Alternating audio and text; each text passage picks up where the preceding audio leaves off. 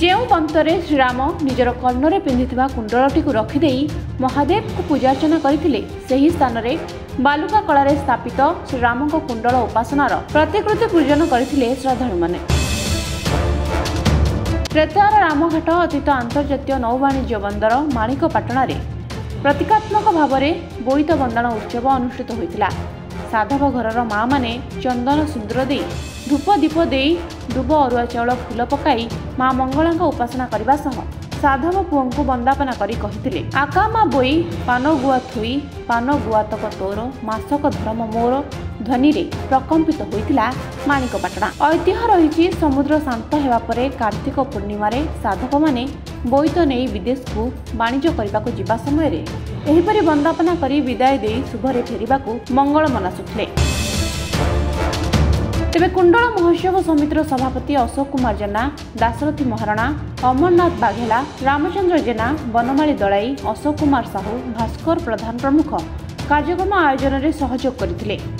ବ୍ରହ୍ମଗିରି ଐତିହ୍ୟ ପରିଷଦର ସଭାପତି କାଶୀନାଥ ନାୟକ କାର୍ଯ୍ୟକ୍ରମ ସଂଯୋଜନା କରିଥିଲେ। ଅବସରପ୍ରାପ୍ତ ଶିକ୍ଷକ ବନମାଳୀ ଜେନା ଯୋଗଦେଇ ମାଣିକପାଟଣାର ଐତିହ୍ୟ ଅବଲୋକନାତ୍ମକ ବକ୍ତବ୍ୟ ରଖିଥିଲେ। ଆପଣମାନେ ଜାଣନ୍ତି, ମାଣିକପାଟଣା ହେଉଛି ପ୍ରାଚୀନ ଭାରତର ନୌବାଣିଜ୍ୟ କେନ୍ଦ୍ର।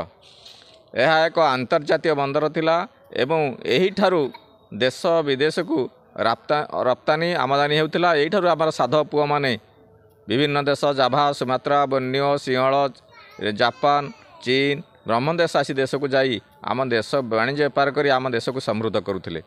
ଏବଂ ଏହି ମାଣିକପାଟଣା ପୀଠରେ ପବିତ୍ର ଯେଉଁ ଭାବକୁଣ୍ଡଳେଶ୍ୱର ପୀଠ ରହିଛି, ଏହି ପୀଠକୁ ତ୍ରେତୟା ଯୁଗରେ ପ୍ରଭୁ ଶ୍ରୀରାମଚନ୍ଦ୍ର ଆସି ଏହି ବନ୍ତ ଉପରେ ମହାପ୍ରଭୁ ଶ୍ରୀ ଆଶୁତୋଷ ମହାଦେବଙ୍କର ଉପାସନା କରିଥିଲେ।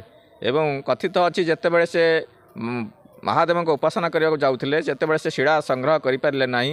ଲକ୍ଷ୍ମଣ ତାଙ୍କ ସାନ ଭାଇ ଲକ୍ଷ୍ମଣ ଯେତେବେଳେ ଶିଳା ନେଇକି ଆସିବାରେ ବିଳମ୍ବ ହେଲା, ସେତେବେଳେ ସେ ବନ୍ତ ଉପରେ ନିଜର କର୍ଣ୍ଣରେ ପିନ୍ଧିଥିବା ଅଷ୍ଟଧାତୁ ନିର୍ମିତ କୁଣ୍ଡଳଟିକୁ ରଖି ଉପାସନା କରିଦେଲେ ଏବଂ ସେହି ଉପାସନା କ୍ରମେ ମହାଦେବ ସ୍ୱୟଂ ପ୍ରକଟିତ ହୋଇ ଶ୍ରୀରାମଙ୍କୁ ଆଶୀର୍ବାଦ କରିଥିଲେ ଏବଂ ସେଇଠାରେ ସେଇଦିନଠାରୁ ମହାଦେବ ମଧ୍ୟ ଏହି ଭାବକୁଣ୍ଡଳେଶ୍ୱର ଦେବ ପୀଠରେ ମାନେ ପୂଜିତ ହେଲେ।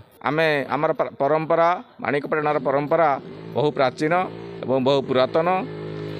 ଆପଣଙ୍କ ମାଧ୍ୟମରେ ମୁଁ ଏଇଠାରେ ନିବେଦନ ରଖିବି, ଯେଉଁ ଆମର ଗାରିମାମୟ ଗୌରବୋଜ୍ଜଳ ପରମ୍ପରା ତାହା ଅତୁଟ ରହୁ ଏବଂ ସରକାର ଏ ପରମ୍ପରାକୁ ସୁରକ୍ଷିତ କରିବା ରଖିବା ପାଇଁ ଅନେକ କାର୍ଯ୍ୟକ୍ରମ ନିଅନ୍ତୁ ଏବଂ ଭାବକୁଣ୍ଡଳେଶ୍ୱର ପୀଠର ଉନ୍ନୟନ ପାଇଁ ଦୃଷ୍ଟି ଦିଅନ୍ତୁ।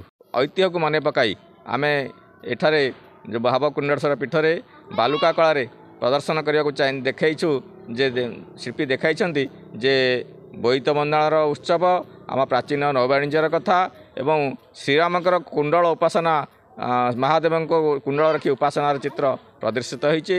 ଏବଂ ଆମେ ଆଜି ପ୍ରତୀକାତ୍ମକ ଭାବରେ ଏ ଅଞ୍ଚଳର ସାଧବ ମା ମାନେ ଆସି ଏଠାରେ ଯେଉଁ ଆମର ପୂର୍ବ ପରମ୍ପରା ଥିଲା, ବୋଇତ ବନ୍ଦାଣ ପରମ୍ପରା, ଯେଉଁ ଆ କା ମା ବହି ପାନ ଗୁଆ ଥୋଇ ମାସକ ଧର୍ମ ମୋର ପାନ ଗୁଆତକ ତୋର, ଏ କଥା କହି ଯେପରି ବୋଇତ ବନ୍ଦାନ୍ତି, କାର୍ତ୍ତିକ ମାସରେ